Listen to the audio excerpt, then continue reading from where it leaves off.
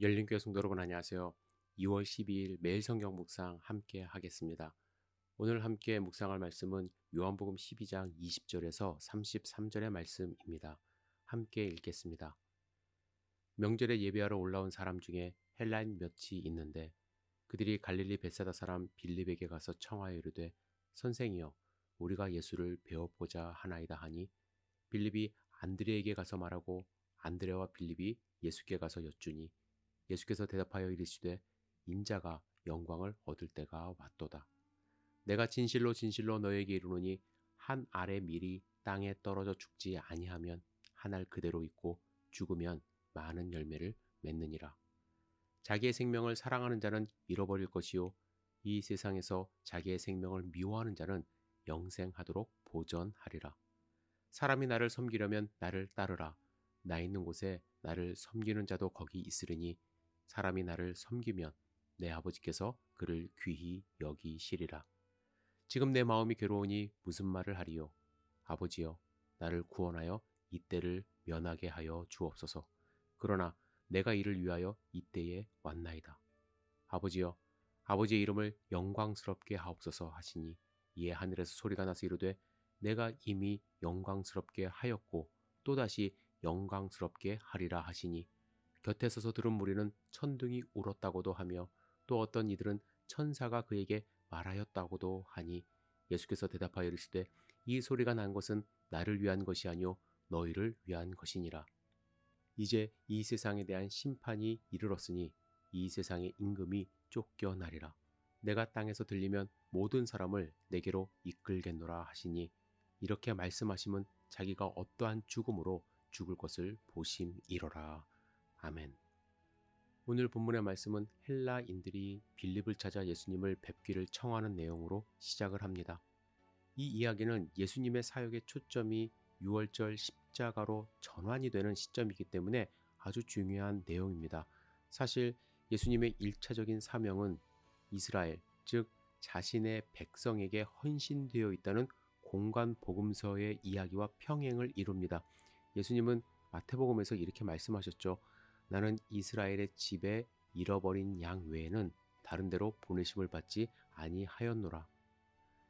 이스라엘 주변 지역에서의 사역은 2차적인 것이었습니다. 하지만 이제 이스라엘에서의 사역이 완성 단계에 이르렀습니다.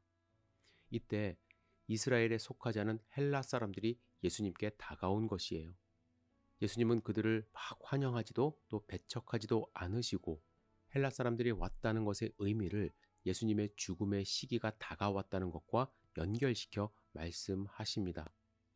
사실 헬라인들에게 복음이 전파되어 하나님의 백성이 되는 것, 이것은 초대교인에서 장애물로 작용했었습니다. 여러분 사도행전 6장에 보시면 헬라인들이 교회 안에서 차별 대우를 받는 존재였고요. 그래서 유대인들은 여전히 복음은 자신들의 것이라고 전유물이라고 생각을 했었습니다. 베드로조차도 하나님이 보여주신 환상을 본 후에야 로마인 백부장에게 복음을 전했습니다. 따라서 오늘 본문에 헬라인들이 등장한다는 것은 신학적으로, 역사적으로 예수님의 사역이 새로운 방향으로 나아감을 의미하는 것입니다.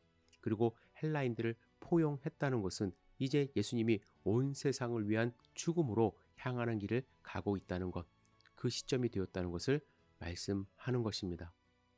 이제 예수님은 분명하게 이 세상에 심판이 이르렀으며 그 심판으로부터 구원받을 수 있는 길은 당신의 십자가 위에서의 그 사역을 믿는 것이라고 말씀하십니다. 32절에 보시면 내가 땅에서 들리면 이라는 표현이 나오는데 이것은 영광이 아니라 십자가에서의 죽음에 초점이 맞춰져 있는 것입니다. 예수님이 대속제물로 우리 모두를 섬기기 위해 죽으신다는 십자가 복음의 핵심 내용입니다. 여기서 오해하지 말아야 될 것이 있어요. 내가 땅에서 들리면 모든 사람을 내게로 이끌겠노라고 하시는 32절의 말씀이 한 사람도 빠짐없이 다 그냥 구원해 주겠다 라는 의미로 말씀하신 것이 아니라는 거예요.